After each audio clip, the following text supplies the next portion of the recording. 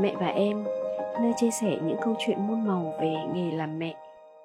Chào mừng các bạn đến với series podcast Mẹ và Em của Noi.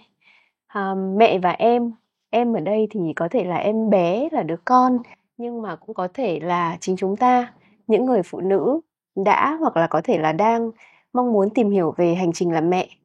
Bởi vì Noi tin rằng sẽ không có một mẫu số chung nào hết cho việc trở thành mẹ cũng như là làm mẹ.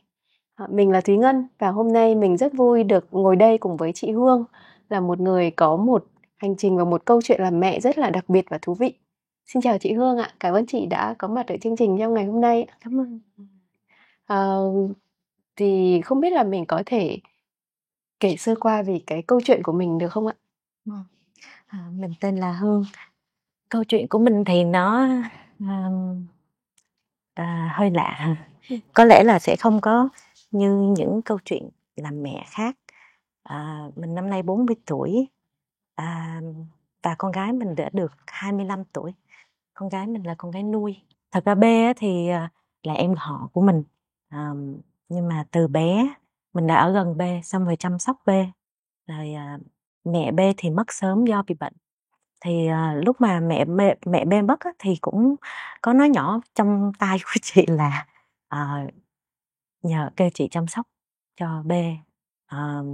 Thật ra lúc đó chị cũng mới có 21 tuổi, chị cũng chưa hiểu gì về cái trách nhiệm chăm sóc đó. Chị cứ nghĩ là đơn giản là mình sẽ cho bé ăn, dạy cho bé học nếu nó cần giúp đỡ về trường lớp, rồi nói chung là chăm lo. Mình tưởng tượng là làm mẹ là đơn giản là cho ăn và cho mặc đầy đủ. Nhưng mà trong quá trình B lớn lên thì chị cũng lớn lên theo. Thì đối với chị, cái việc làm mẹ này nó đến với mình gần như là số mệnh chứ không phải là lựa chọn.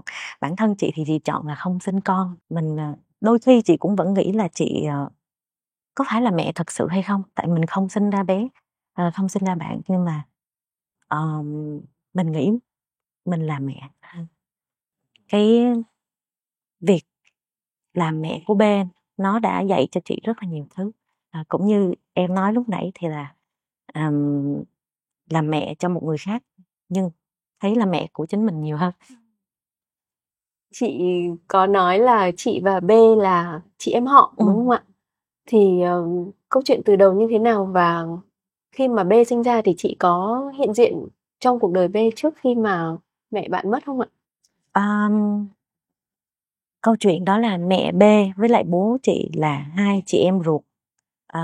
Mẹ B là chị gái cả và con gái duy nhất của ông nội. Ông nội có một người con gái và 4 người con trai.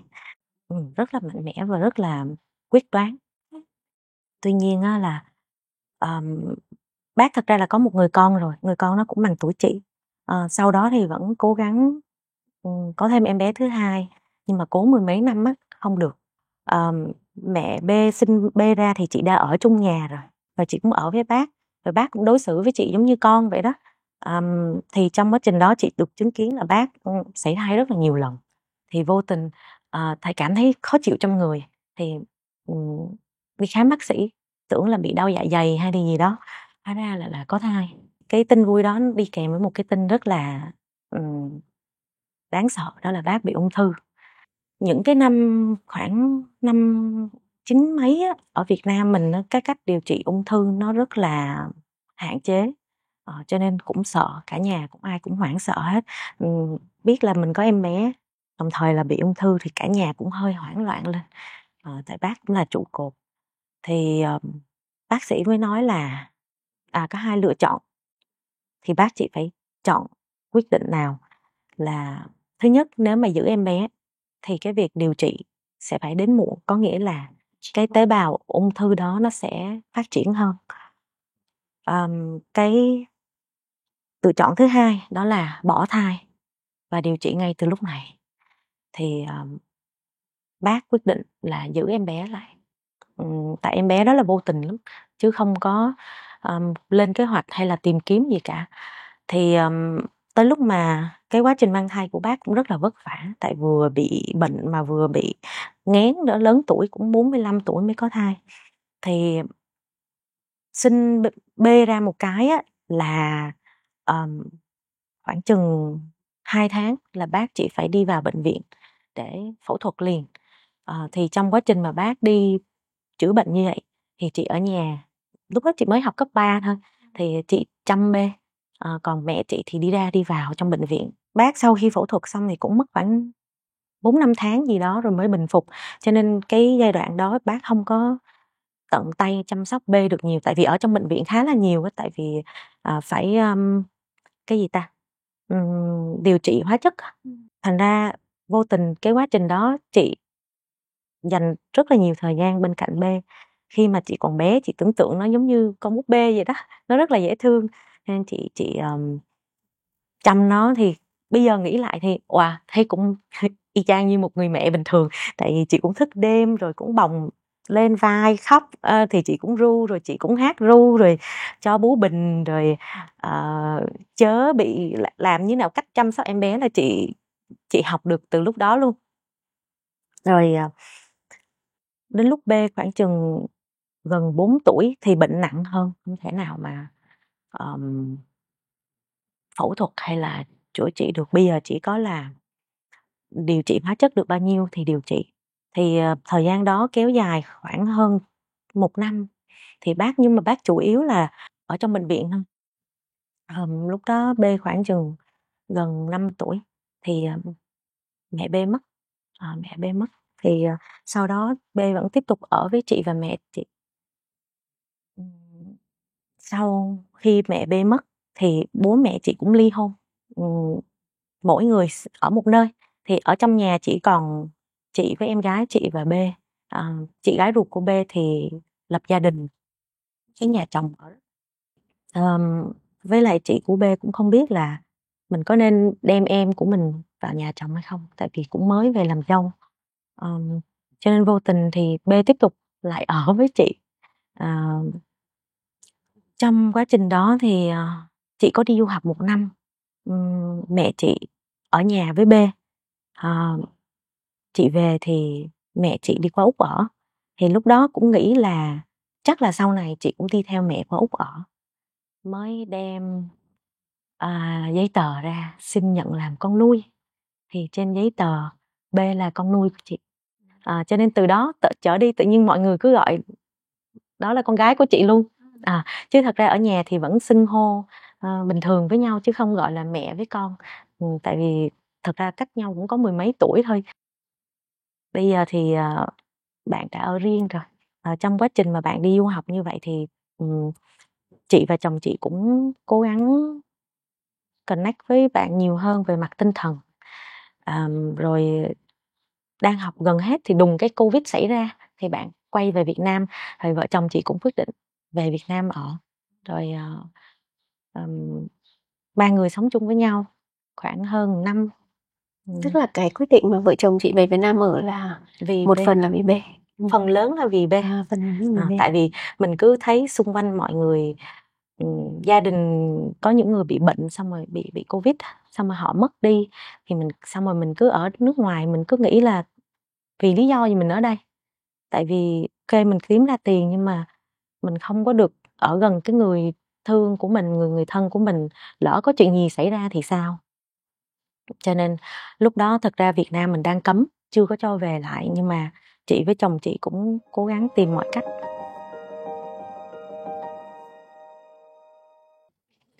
B sinh ra là lúc đó, hồi đó chị 10 mấy tuổi đúng không ạ? Thì trước khi mà B sinh ra thì chị đã có phải là một người yêu trẻ em chưa? Chị cũng không biết. Từ bé tới lớn, vô tình lúc nào chị cũng đi chăm những bạn nhỏ hát. Nhưng chị enjoy cái việc đó. Có, giống như là chị không biết nữa. Từ bé chị đã thích chơi, chị không thích chơi búp bê nha, nhưng mà kiểu con nhà hàng xóm á, chị qua chị đút cho ăn, rồi chị hát, chị múa cho tụi nó chơi, rồi nói chung là giờ nghĩ lại chị nghĩ là chị thích con nít. Nhưng mà lúc mình còn bé mình chưa hình dung ra được cái trách nhiệm khi mà chăm một đứa trẻ nó to lớn như thế nào, thì mình rất là thích. Bây giờ chị nghĩ chị nhìn thấy con nít chị vẫn thích. Nhưng mà nghĩ tới cái việc phải chăm nó thì chị mới suy nghĩ lại, cho nên là chị không muốn sinh con thôi. Hồi đó thì chị đang học cấp 3 đúng không? Chị học lớp Thì 11 á. hai chị em chị đã làm như thế nào để mà vừa học được mà lại vừa vẫn chăm bê, trong khi là nhà cũng ít khi có người lớn ở nhà đúng không? Lại còn phải thức đêm nữa. Thật ra trong nhà cũng còn mấy cô khác nữa, thì cũng thay phiên nhau, nhưng mà mấy cô khác thì cũng đi làm. Chủ yếu là mẹ chị. Ví dụ như có những lúc mà bác mổ hoặc là chăm sóc đặc biệt á, mà mẹ chị không vào đó được, tại vì chỉ có y tá được chăm thôi chứ người nhà cũng không được chăm, thì là mẹ chị trông. Rồi chị cũng không biết làm sao nữa. Nghĩ lại nhiều lúc thấy cũng tội bê, nó giống như là con búp bê vậy đó, quăng hết người này người kia chăm. Rồi trong nhà cứ ai rảnh thì chăm hộ. Mà bê hồi bé là một đứa trẻ rất rất yên tĩnh. Nó im lắm, nó không khóc bao giờ. Nó khóc nó chỉ có rơi 2 dòng nước mắt ra thôi, chứ không hề mà kiểu mà gào mà đòi. Hay là chị đôi khi chị nghĩ có khi nào tại vì nó cảm nhận được cái trong nhà mình ai cũng đang stress, ai cũng đang căng thẳng, xong rồi nó tự nó biết là nó không có đòi hỏi á. Thật sự hồi bé chăm nó rất dễ, hơi khó ăn một tí. Khó ăn. Bé xíu hồi sinh ra có 2,1 kg hay nhiêu á, 2,1 kg hay 2,6 kg gì, rất là bé, nhỏ con lắm. Xong rồi mẹ bệnh nữa cho nên là cả nhà cũng lo là không biết rồi. Tại ngày xưa mình cũng không có Google, mình không có cái công cụ để mình tìm hiểu những cái thông tin đó, mình chỉ có đoán thôi á. Cứ sợ là bệnh của mẹ truyền xuống bê trong quá trình mang thai á, tại vì lúc đó không thuốc không mấy gì cả. Nhưng mà chị nghĩ cơ thể con người mình nó thật là kỳ diệu. Trong quá trình mang thai thì cái tế bào ung thư nó lại không phát triển, và nó cũng không đi vào em bé nữa.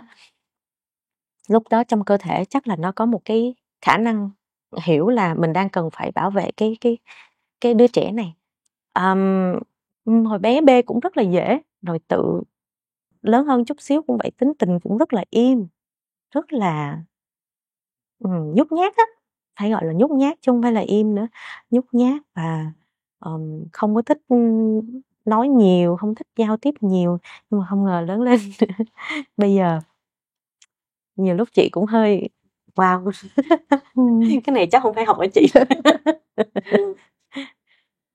Cái biến cố khi mà mẹ B mất á, thì lúc đấy chị có thấy là B đã trải qua những cảm xúc như thế nào không? Hoặc là mọi người trong gia đình thì mình đã trải qua như thế nào? Lúc đó B còn quá nhỏ cho nên bé nó không có cảm nhận được cái việc mẹ nó mất hay bị bệnh nó ảnh hưởng nhiều tới cái năng lượng của toàn gia đình như thế nào. Lúc đó thật ra chị cứ nhớ mọi người trong nhà ai cũng nặng nề, không vui không cười gì nổi hết.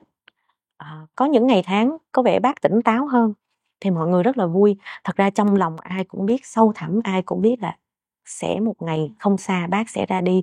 Nhưng mà lúc đó mình thấy bác tỉnh táo được, mình cũng có một chút hy vọng á. Thì bây giờ hỏi lại, lâu lâu hỏi thì B cũng nói không nhớ gì cả, không có một cái hình ảnh hay kỷ niệm gì về mẹ ruột cả. Mà khi đó mà khi chị đảm nhiệm cái trách nhiệm nuôi B đi, và sau này nữa thì mình có bao giờ gặp cái khó khăn về tài chính không chị? Có chứ. Dĩ nhiên là có, nhưng mà chị nghĩ là bằng cách nào đó, lúc đó những lúc như vậy chị không nghĩ tới. Chị không nghĩ ra, bây giờ nghĩ lại mình mới thấy là cũng khá là khó khăn đó. Thật ra có các chú trong nhà, họ hàng á, họ cũng biết hoàn cảnh là mẹ B mất rồi, chị thì mới có mười mấy 20 tuổi, cũng chưa có công ăn việc làm gì ổn định. Rồi còn đang đi học nữa, lúc đó chị vẫn cố gắng đi học đại học, cho nên các chú cũng gom góp mỗi tháng mỗi người một ít vào. Nhưng mà chủ yếu là đóng tiền học thôi, chứ B thì không tốn tiền ăn tại vì nó ăn rất là ít. Sau này khoảng vào cấp 1, khi mà mới bắt đầu ở với chị, cuối cấp 1 là bắt đầu ở hẳn với chị, thì có đôi lúc chị cũng cảm thấy rất là lo lắng hoảng sợ. Tại vì lương của chị thì nó cũng không phải là quá cao. Rồi vào cái thời điểm đó thì ai cũng đi học thêm cả, Tự nhiên không cho đi học thêm, mình cảm thấy rất là áy náy, mình cũng rất là sợ là không biết là có bằng bạn bằng bè. Nhưng mà thật ra B rất là thông minh. Chị nghĩ là do cái cách suy nghĩ của mình nó như vậy thôi, chứ thật ra nếu mà không có cũng không sao cả. Thì cũng cho B đi học, thì đôi khi lo cái tiền đó thôi. Còn ngoài ra sau này khi chị gặp ông xã chị thì chị may mắn là cái anh này tuy là đó không phải là con của anh, nhưng mà ảnh đối xử y như con vậy đó. Tức là tất cả những cái quá trình mà từ lúc B học cấp 3, chị đi sống ở nước ngoài, tiền thuê nhà, tiền ăn uống, tiền học, tất cả mọi thứ đều là ảnh lo hết. Tới học xong đại học cũng vẫn là ảnh lo. Tức là cả chi phí đi du học. Tất cả mọi thứ luôn. Trước chị cũng không nghĩ là ông xã chị sẽ sẵn sàng mà hỗ trợ hết như vậy. Thì chị cũng nghĩ trong đầu là mỗi tháng chị để dành vài triệu để đó, xong rồi nếu mà B đậu vô trường đại học ở Việt Nam, chị vẫn bắt B đi thi đại học ở Việt Nam đó, thì cũng đậu. Nhưng mà cuối cùng bạn chọn là đi du học ở châu Âu. Thì từ trước giờ là cũng chủ yếu là ông xã chị. Em cảm giác như là thật ra không phải nói là trời sinh voi trời sinh cỏ, nhưng mà khi mà vũ trụ đã giao cho mình cái nhiệm vụ đó thì vũ trụ sẽ sắp xếp làm nào để mình có thể làm được, đúng không? Chị cũng nghĩ nhiều khi, đôi khi chị tự thắc mắc luôn đó, tại sao ông này tự nhiên ông lại chịu lo cho B.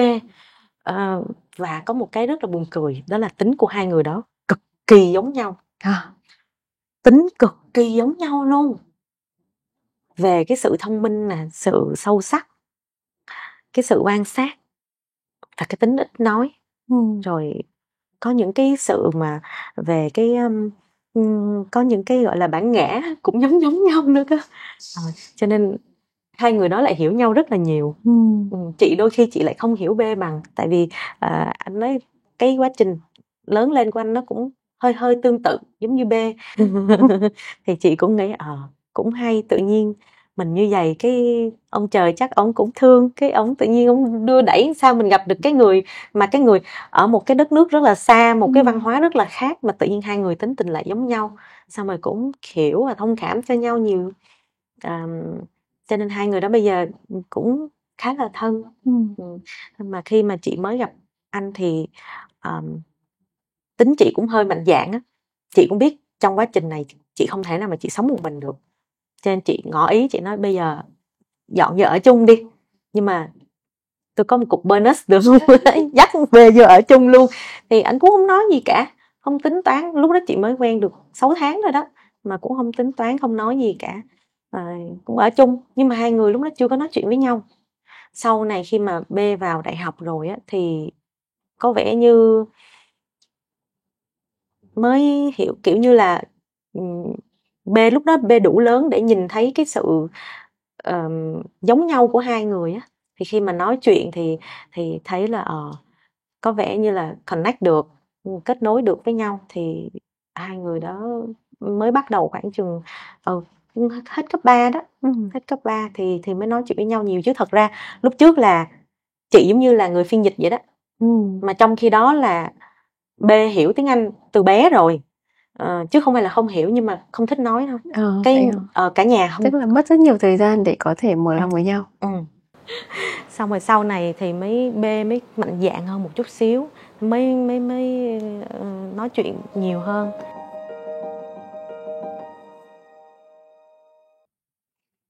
B có coi chồng chị như là một người cha không? Có.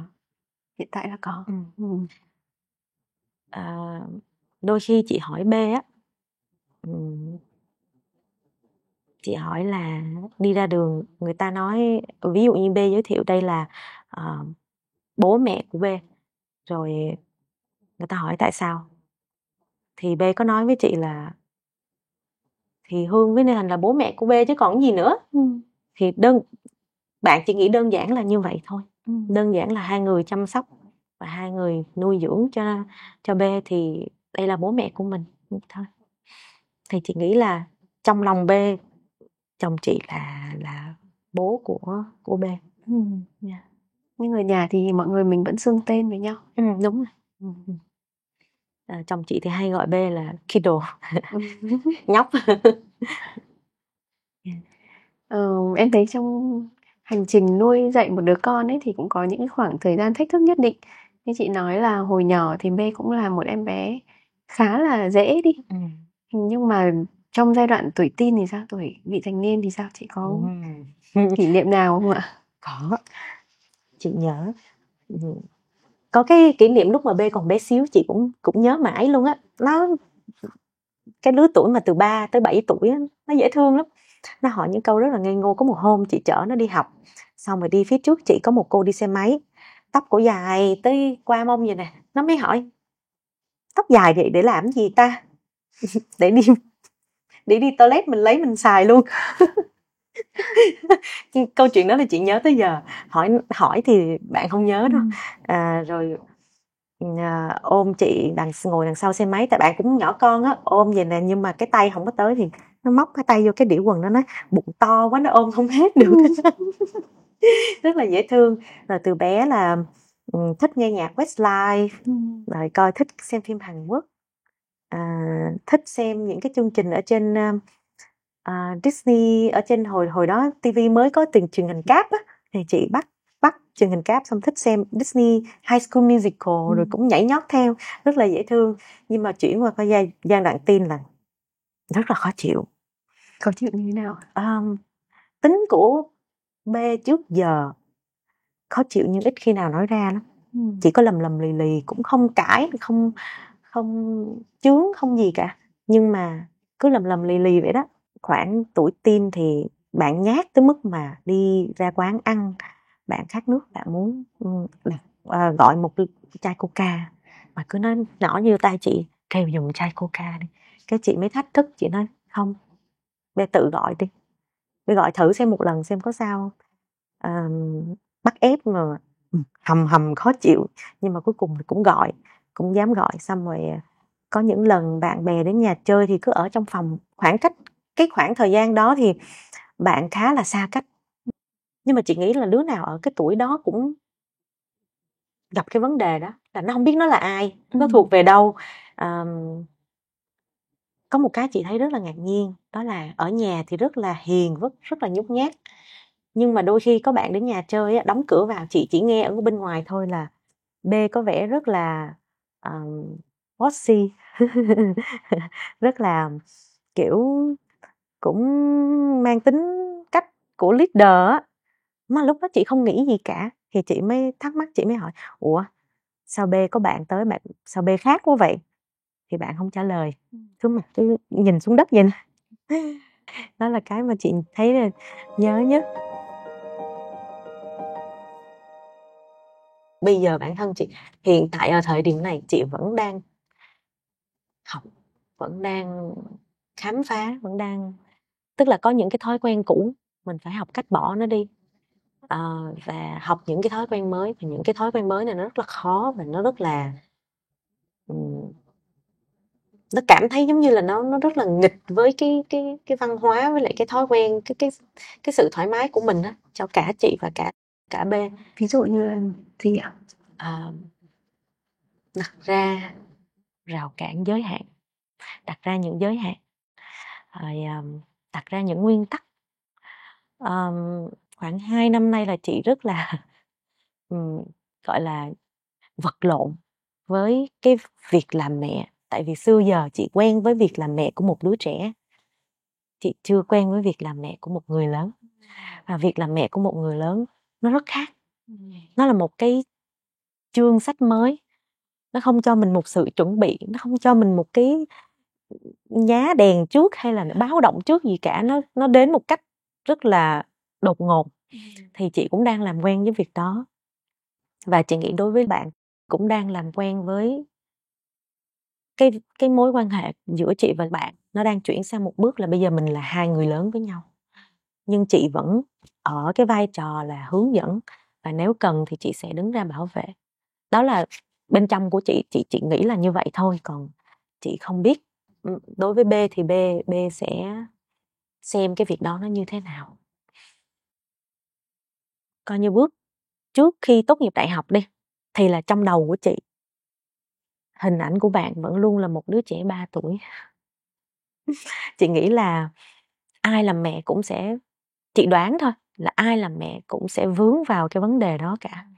Tại vì cái giai đoạn mà 3 tuổi đó là cái giai đoạn nó bắt đầu nó hình thành cái cá tính, nó hình thành cái con người riêng của nó một chút xíu thôi. Hình thành với bản ngã làm mẹ. Và chị nghĩ là những cái ấn tượng đầu tiên nhất khi mà từ một cái đứa bé không biết gì và phụ thuộc vào mình rất là nhiều thứ, cho tới một cái việc là cái đứa bé này nó nhỏ xíu nhưng mà nó biết phụ mình rửa chén, nó biết xếp quần áo, nó quá dễ thương. Tại vì chị nghĩ là bản chất của mình muốn giữ những cái đẹp, còn những cái khó khăn hay những cái có liên quan tới mình không nghĩ tới nhiều lắm, cho nên là mình bị stuck ở cái mình bị gò bó cái chỗ đó. Nên trong tâm trí chị lúc nào cũng là một đứa bé 3 tuổi, cái giai đoạn đó nó rất là dễ thương luôn á. Nó phụ rửa chén rồi làm cái gì nó cũng đòi làm theo, quét nhà, lau nhà, đi đổ rác, nhờ cái gì cũng làm hết.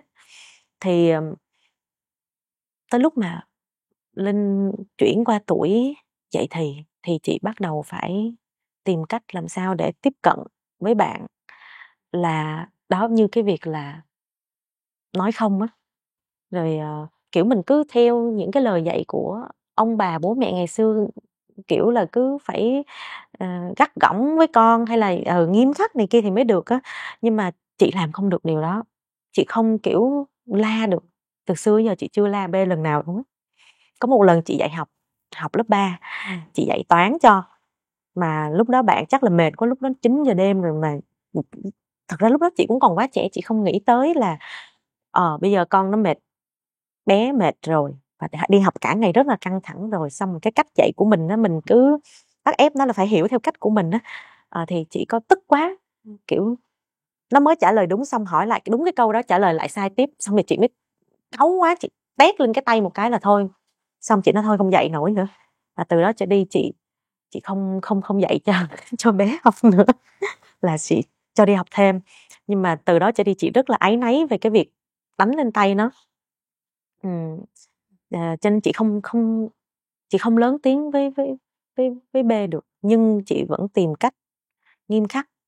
Nhưng mà trong cái nghiêm khắc đó, trời ơi, nó giống như là một cái bụng của mình bị ai lấy cây dao mà nó cứ cắt, nó rất là đau, nó rất là khó chịu với cái việc nghiêm khắc với con mình chỉ muốn chiều chuộng nó thôi. Thật sự mà nói thì chị nghĩ là chị chiều B nhiều hơn là nghiêm khắc. Chị ước gì chị nghiêm khắc nhiều hơn một chút. Một phần chị nghĩ là lúc nào bên trong chị nó cũng có cái sự bứt rứt á, vì lúc nào mình cũng có cái sự tự ti, đó là mình không phải là mẹ ruột. Mình cứ thấy áy náy, mình cứ thấy mình không xứng đáng để chị không có cái quyền đó. Chị không xứng đáng để nghiêm khắc với B á, chị không có quyền để nghiêm khắc với B. Cho nên là đôi khi chị lại chiều chuộng nhiều hơn. Chị nghĩ là một phần nào đó điều đó mang chị lại gần với B hơn khi mà chiều chuộng nó, nhưng cũng là cái đẩy chị ra xa. Tại vì khi lớn rồi á, bạn sẽ bị thói quen phụ thuộc. Và bạn cũng có một số thói quen bị phụ thuộc về mặt tình cảm. Nhưng mà ở giai đoạn này thì chị đang tìm cách là làm sao để hỗ trợ được, hướng dẫn được, nhưng mà tách bạn ra để cho bạn tự tìm cách giải quyết cho những cái vấn đề của mình. Thì đa số là bạn tìm được cách giải quyết. Lúc nãy em có hỏi là có thấy mình khác đi trong quá trình làm mẹ không? Thì chị thấy là có rất là nhiều. Kiểu như cách đây 2 năm thôi là chị ủi đồ cho, chị nấu cơm cho, chị rửa chén cho, chị không cho làm một cái gì cả. Tại sót á, thấy bạn đi làm rất là vất vả, xong rất là căng thẳng, xong về nhà chị sót, chị cũng muốn làm cho tất cả mọi thứ, chị chăm cho giống như là một công chúa vậy đó. Nhưng sau một thời gian thì chị cảm thấy là cái việc đó nó không phù hợp nữa, cũng không phù hợp với bạn. Và mình thay đổi cái cách mình đối xử với bạn. Tại vì khi mà mình chiều chuộng như vậy, có lẽ chị cảm giác như là mình chưa buông bỏ được cái ý nghĩ bạn vẫn là một đứa trẻ để mà Chị nghĩ là để tôn trọng được bạn thì mình cũng phải thay đổi cách đối xử với bạn, là mình không, giả sử như đó là một người lớn khác thì mình sẽ không đối xử như vậy. Tại sao mình lại đối xử với con mình hiện giờ cũng đang là một người lớn? Thì cái điều đó nó rất là khó, nhưng mà chị cũng đang làm quen dần. Vẫn đau. Mỗi lần đặt ra một cái rào cản, một cái giới hạn nào đó, trời ơi, nó dằn vặt, nó vật lộn mấy ngày trời suy nghĩ. Hoặc là ví dụ như mỗi lần mà chị giận hay chị khó chịu với bạn điều gì á, chị không nói ra được, tại chị sợ làm cho bạn buồn, chị sợ làm cho bạn tủi thân. Nhưng chị nghĩ mình phải tin là bạn mạnh mạnh mẽ hơn mình nghĩ, thì phải cho phép bạn được khó chịu, cho phép bạn được thất vọng, thì mới có lẽ sau này thì chị chỉ nghĩ là sau này chắc chị sẽ không ở gần bạn được suốt cả đời, và cũng vài năm tới cũng có thể là sẽ không gặp nhau thường xuyên được nữa. Chị đi sống ở nước ngoài hoặc bạn có kế hoạch đi học tiếp hay như thế nào đó, thì chị cũng muốn coi như đó là cái hành trang, gần như là bài thuốc đắng cho cả hai. Tới giờ thì bạn lớn thì cái việc mở lòng giữa chị với bạn nó chưa có được như ý chị muốn, nhưng mà chị nghĩ là thôi kệ, mình cũng không biết là mẹ như thế nào thì mình cũng vừa coi là vừa đi vừa học, và mình làm được gì thì mình làm.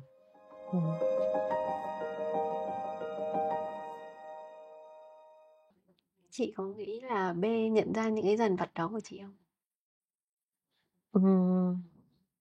Chị không biết, chị nghĩ là không, chưa, chị nghĩ là chưa, bởi vì chị nhớ lúc mà chị bằng tuổi B á, bản thân chị thời điểm đó là chị có rất nhiều trách nhiệm rồi, chị vừa phải lo cho B, chị vừa lo cho chị, rồi lo cho em gái chị.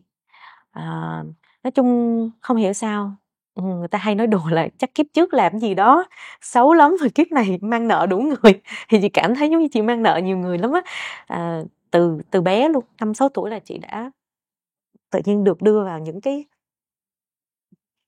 trách nhiệm chăm lo cho người khác, mà đến bây giờ chị nghĩ lại thì mình đã học được cách chăm cho người khác từ lúc mình còn rất là bé rồi, mình quan sát xung quanh và vô tình mình cũng chịu một cái trách nhiệm nào đó luôn.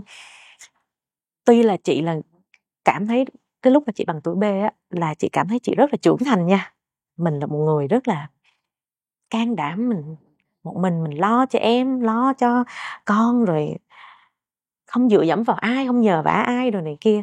Nhưng thật ra chưa bao giờ chị nghĩ tới mẹ chị vất vả tới như thế nào á. Tới bản thân chị cũng vất vả, nhưng mà chị không bao giờ mà kiểu vào cái thời điểm đó không, cái suy nghĩ của mình nó chưa có đi xa được như vậy, nó chưa có đi sâu vào quá khứ được nhiều như vậy. Thì chị nghĩ là ở thời điểm này có thể bạn quan sát được điều đó, nhưng cũng có thể là không. Nhưng đối với chị không sao cả, và chị cũng không mong đợi là bạn phải hiểu được hay là thông cảm cho chị gì cả. Chị chỉ muốn bạn mạnh mẽ, tự tin, yêu bản thân, vậy thôi. Thì bản thân chị cũng thiếu thốn tình cảm từ mẹ, cho nên chị cũng hiểu là khi mình thiếu thốn tình cảm của mẹ thì trong quá trình mình trưởng thành mình sẽ gặp rất nhiều vấn đề về mặt tâm lý. Thì chị cũng tìm hiểu và chị cũng học hỏi thêm, thì chị cũng biết là có lẽ sau này B mới nhìn thấy được những cái vấn đề sâu xa hơn của mình, thì lúc đó nếu mà cần thì chị sẽ có mặt, vậy thôi. Chứ chị nghĩ ở thời điểm này bạn đang có một cái thế giới mới, bạn đang khám phá chính bản thân mình, đang đi tìm cái bản chất của mình nó ở đâu. Thì chị nghĩ là thời điểm này có lẽ là mình nên để cho bạn đi khám phá, nên để cho bạn mắc sai lầm, khó chịu lắm. Mình nói nhiều quá thì bạn cảm thấy bị áp lực, bạn cảm thấy là mình bị quan sát, bị chăm sóc một cách nhiều quá đó. Tại tính của bạn rất là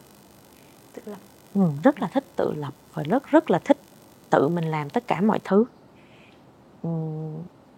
Chị nghĩ một phần cũng là do bạn muốn chứng tỏ với thế giới là tôi đang ổn, tôi không sao cả. Thì thật ra bằng tuổi đó ai cũng vậy thôi, 20 mấy tuổi mà cái tôi của mình nó rất là lớn và cái sự tự tin của mình nó rất là cao.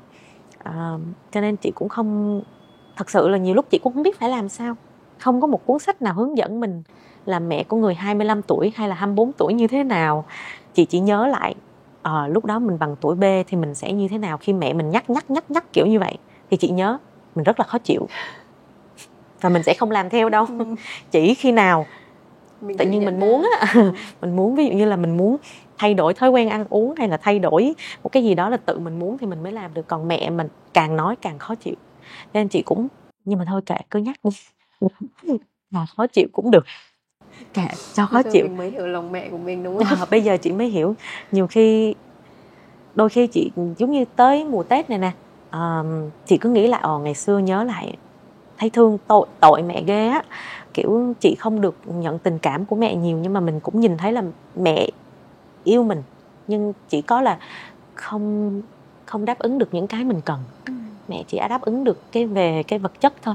Mẹ chỉ biết là cố gắng làm việc để cho mình có thể đi học, căn bản nhất. Còn về mặt tình cảm thì chị nghĩ là đa số bố mẹ ở cái thời đó họ không biết, họ không nghĩ tới á. Tại vì cái cuộc sống hàng ngày nó đúng rồi, và cũng tự lớn lên. Chị nhớ là 13 tuổi là ông ngoại chị bắt mẹ chị đi lấy chồng rồi đó. Không đi lấy chồng đánh cho một trận bầm muốn què chân luôn, nhưng mà mẹ chị nhất quyết không đi lấy chồng. Thì bây giờ chị bằng tuổi này chị mới nghĩ tới mẹ chị nhiều á. Chị mới nghĩ tới là ngày xưa tức là mẹ không nói những cái lời ngọt ngào hay là quan tâm xem là hôm nay con đi học con có bị bạn chọc hay gì không, hay là quan tâm về những cái mà nó về mặt tình cảm. Nhưng mà chị nhìn thấy rõ là cái cách mẹ chăm sóc mình đó là dù mẹ chị lúc đó bị trầm cảm nặng lắm, tại vì bố chị với mẹ chị không bao giờ hạnh phúc với nhau cả từ lúc mà chị còn bé luôn. Mà xong kiểu phụ nữ ngày xưa cứ hay nghĩ là mình phải ở với chồng để hy sinh để con nó có bố này kia. Thì chị nhìn thấy rõ là mẹ chị bị trầm cảm rất là nặng, nhưng mà vẫn cố gắng giống như là để dành tiền, xong rồi mỗi năm mà cái dịp Tết mà sắm cho được bộ quần áo á. Bây giờ mình lớn, mình đi làm, mình kiếm tiền, mình mới thấy là cái sự để dành đó nó rất khó. Mà nhất là ngày xưa mẹ chị làm công việc lao động mà bây giờ mình mới hiểu là những cái đó nó là cái cách mẹ biểu hiện tình cảm. Còn chị thì chị cố gắng bây giờ chị cố gắng chị làm được, chị cố gắng chị làm cả hai việc, là vừa chu cấp về mặt vật chất nếu bạn cần, nhưng mà bây giờ lớn thì chị không chu cấp nữa, là bây giờ là bạn tự lo hết. Nhưng mà chị cũng cố gắng là mình sẽ không lặp lại những gì mẹ mình làm, là không bỏ lơ đi những cái mà về mặt tình cảm. Nhưng mà cũng không quen, tại vì từ xưa đến giờ mình không có làm cái việc này, không có ai làm việc đó với mình cả, cũng không ai quan tâm, cũng không ai hỏi han mình theo cách gọi là tình cảm hơn á. Thành ra là chị cũng nghĩ là thôi không sao, mình biết tới đâu mình làm tới đó, mình cố gắng hết sức là được rồi.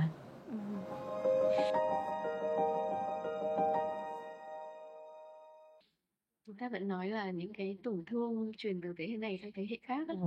Thì đấy, nếu mình muốn là cái thế hệ đã thay đổi thì mình phải bắt đầu thay đổi từ chính bản thân mình. Và sự thay đổi nó rất là dằn vặt, nó rất là khó, và đôi khi mình cũng không biết là mình đang làm đúng hay mình đang làm sai. Đặc biệt là khi mà bạn đã trưởng thành, bạn đã trở thành một con người riêng của bạn á, thì nó đôi khi nó cũng khơi gợi lại những cái tổn thương bên trong sâu xa của chính mình.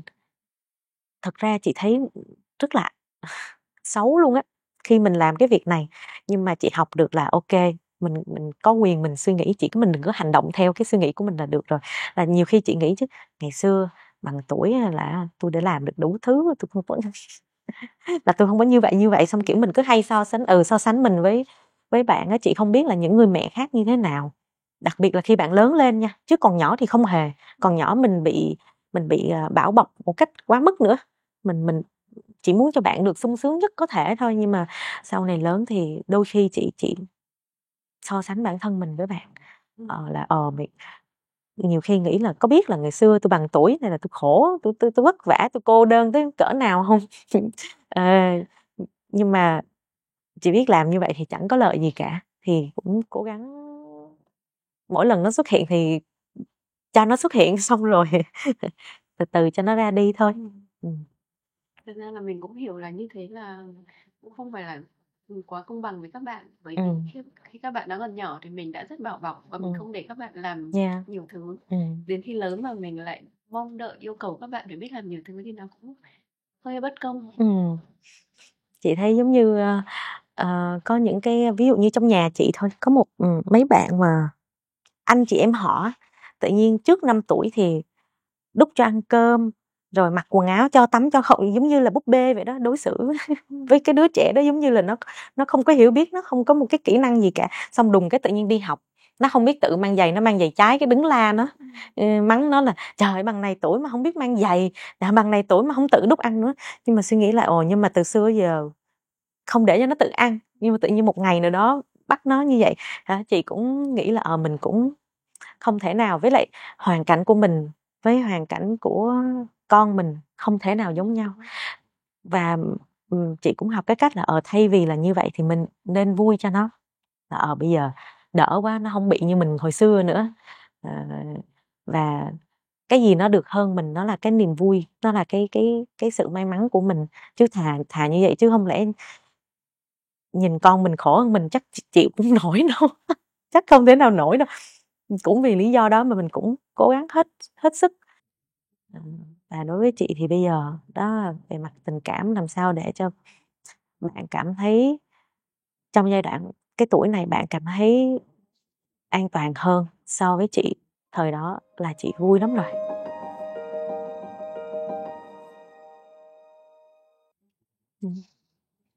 Bây giờ giả sử nếu mà B trước đây đã không xuất hiện trong cuộc đời chị, thì chị tưởng tượng ở thời điểm hiện tại chị đang là một người như thế nào? Chị không thể tưởng tượng ra được. Chị cũng tự hỏi bản thân mình cái câu đó rất là nhiều lần.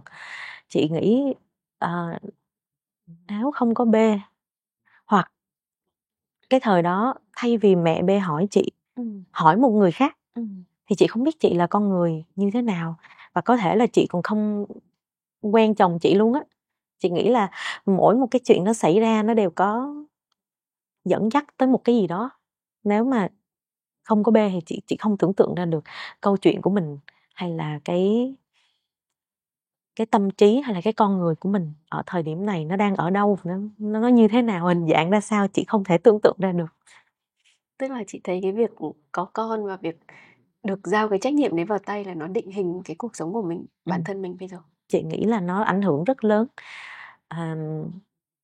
Chị nghĩ là qua việc làm mẹ của B, chị học cách làm mẹ chính mình. Làm mẹ chính mình. Tại vì như chị có nói là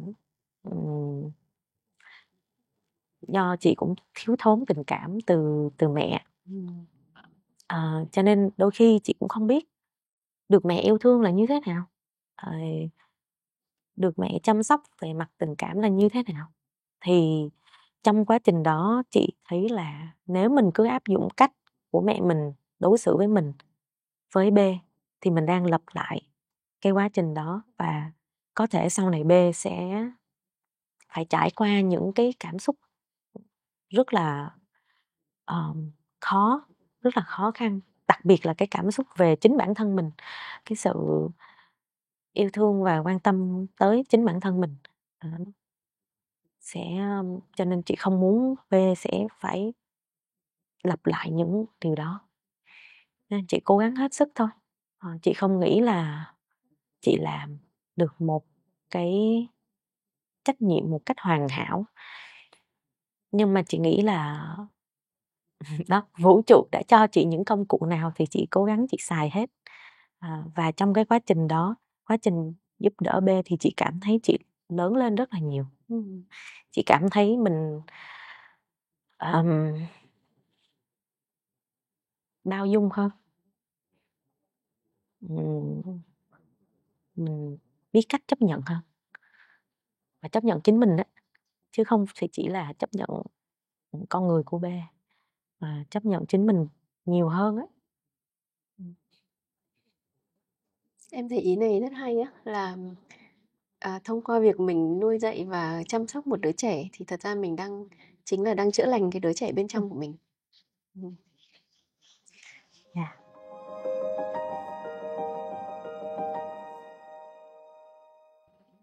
Dạ rồi, bây giờ thì em sẽ xin được hỏi chị 10 câu, mình trả lời thật nhanh. Ok. Không nhất thiết là phải trả lời quá nhanh, nhưng mà ý em là mình sẽ không cần phải dùng quá nhiều thời gian để suy nghĩ, mình sẽ chọn ra ngay những cái gì nó xuất hiện ngay trong đầu. Ok.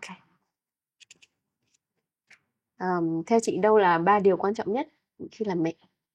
Bình tĩnh, học hỏi, học tập và bình tĩnh. Bình tĩnh. Phải Bình tĩnh bình 2 lần. tĩnh.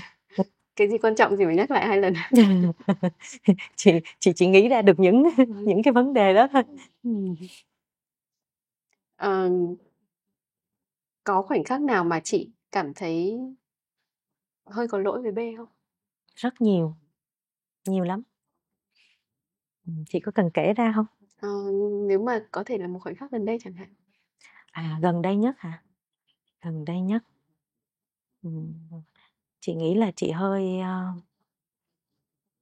khoảng cách với bạn, còn hơi thiếu sự quan tâm hỏi han. Thật ra em hỏi câu này bởi vì là cái mà tiếng Anh gọi là mom guilt đó, thì là cái mà tất cả mọi bà mẹ đều trải qua. Nhưng mà thật ra nó không nên là cái thứ để mình dùng để dằn vặt bản thân mình. Và mình cũng nên xác định là thật ra là ai cũng trải qua những cái đó. Và nhiều khi mình cũng có thể buông bỏ nó. Mình biết là mình đã làm hết sức có thể rồi. Có một hoạt động nào cùng nhau mà cả chị và B đều cùng yêu thích không? Nấu cơm. Nấu cơm. Làm bánh, nấu cơm, đi siêu thị. Thì lần cuối hai mẹ con làm cái đó là khi nào?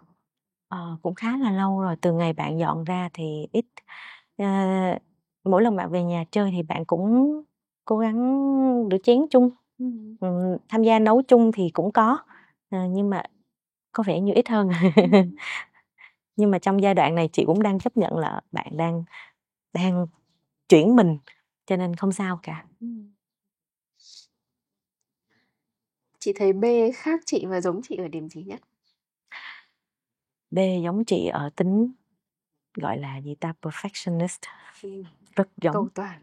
Rất cầu toàn, rất quyết đoán và hơi cứng đầu. Là kiểu như là tôi làm được hết, tôi không cần nhờ ai cả. Khác ở chỗ là bạn chị không thể nào nghĩ ra ngay được, nhưng mà dĩ nhiên là rất là khác. Bạn mạnh dạn hơn chị nhiều, bạn tự tin hơn chị nhiều, rất tự tin, rất mạnh dạn. Trong công việc bạn làm rất tốt, không bị dính dáng, kiểu không bị lẫn lộn tình cảm với công việc, trong công việc. Đó là sự khác biệt. Còn chị thì hay kiểu giống như family business đồ này kia. Nếu mà họ làm cho mình thì họ cũng là người nhà, kiểu vậy đó. Từ một cô bé mà không dám gọi Coca khi ra ngoài và bây giờ thành một người tự tin như vậy. Rất là quyết đoán, rất là mạnh mẽ. Gần đây thì có điều gì mà B làm mà chị cảm thấy tự hào? Nhiều lắm, rất là nhiều. Thứ nhất là bạn dọn nhà ra ở riêng. Chị tự hào về điều đó. Đúng rồi, tại chị nghĩ là ai cũng sẽ rất là hoảng sợ, tại vì Đấy là quyết định từ phía B. Thật ra là cả hai bên. Chị và B cũng đã nói về cái việc dọn ra này một thời gian khá lâu rồi, nhưng mà bạn cứ lưỡng lự, và chị nghĩ là bạn sợ. Do bạn sợ là bạn không, chắc là bạn sợ là bạn sẽ không tự lo cho bản thân được bên trong thôi, chứ chị nghĩ bên ngoài thì bạn vẫn nghĩ là bạn lo cho mình được. Nhưng mà sau một thời gian thì cuối cùng bạn cũng đã quyết định là sẽ dọn ra, thì chị cảm thấy rất là tự hào, tại vì vượt qua được nỗi sợ, mà nỗi sợ đó không ai biết được cả. Bên ngoài công việc thì ai nhìn thấy B cũng nghĩ là bạn là rất là mạnh mẽ, nhưng thật ra bên trong bạn cũng vẫn có những điểm rất là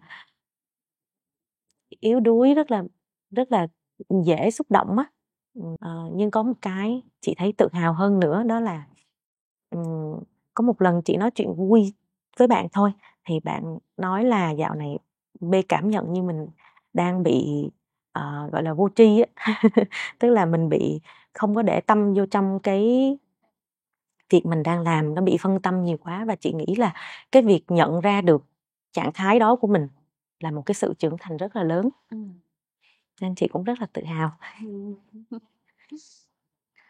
Chị thấy chị chịu ảnh hưởng gì từ mẹ chị trong vai trò làm mẹ?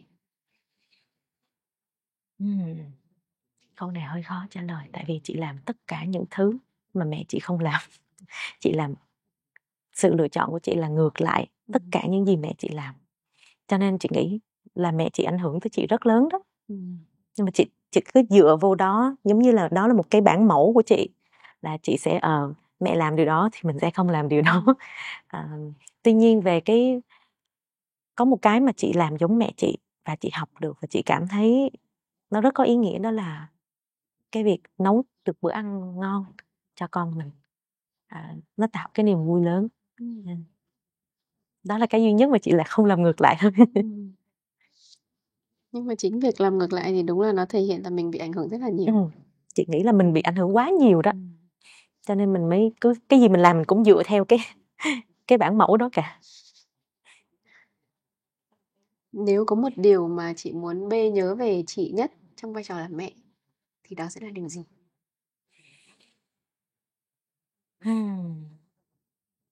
Chị không biết nữa. Chị muốn B nhớ về chị là chị rất là tin B. Chị tin vào khả năng của bạn. Một điều nào mà chị rất hay làm để chăm sóc sức khỏe tinh thần của bản thân? Của chính mình đó hả? Dạo này thì nhiều lắm. Mà cái chị làm chăm chỉ nhất đó là thiền và viết nhật ký. Chị có làm mỗi ngày không? Có. Thiền thì ít nhất là mỗi ngày là chị sẽ thiền. Nhật ký thì ít nhất là một tuần 2 lần. Nếu bây giờ được bằng cách nào đó để trở thành một người mẹ siêu nhân thì chị muốn có siêu năng lực gì? Siêu năng lực gì hả? Về làm mẹ. Đó là mình nói gì con mình nghe hết. Chị có chắc là chị muốn điều đó không? Không, dĩ nhiên là chị không chắc rồi. Chị muốn có nhiều super power lắm, nhưng mà chị nghĩ là trong lòng người mẹ nào cũng muốn mình khuyên gì thì con mình nghe mình hết. Dĩ nhiên là thực tế nó không phải như vậy, tại vì đâu phải lúc nào mình cũng đúng không? Nhưng mà chị nghĩ nếu như đó là siêu năng lực của mình thì có lẽ là cái gì mình nói nó ra nó cũng phải đúng rồi. Tức là mặc định là nó phải đúng rồi. Thì mình nói gì con mình cũng phải nghe hết. Con mình cũng sẽ muốn lắng nghe và thực hiện theo. Nhưng mà cái đó chỉ là mơ ước thôi, đúng không? Ai cũng muốn quên mơ ước. Mơ ước này hơi lớn. Dạ rồi, cảm ơn chị Hương rất nhiều vì cuộc trò chuyện ngày hôm nay. Và cảm ơn các bạn đã nghe hoặc là đã xem podcast ngày hôm nay và tham gia cùng với Ngân và chị Hương trong một cái câu chuyện rất là đặc biệt về hành trình làm mẹ của chị Hương, để chúng ta thấy là có thể là không phải cứ nhất thiết phải sinh con ra mới xứng đáng được làm mẹ, và cái cuộc hành trình làm mẹ của mỗi người có thể rất khác nhau nhưng cũng đều rất là có giá trị và có ý nghĩa. Hẹn gặp lại các bạn ở trong những số tiếp theo của series Mẹ và Em. Xin chào các bạn. Cảm ơn chị Hương ạ. Cảm ơn Ngân và chương trình.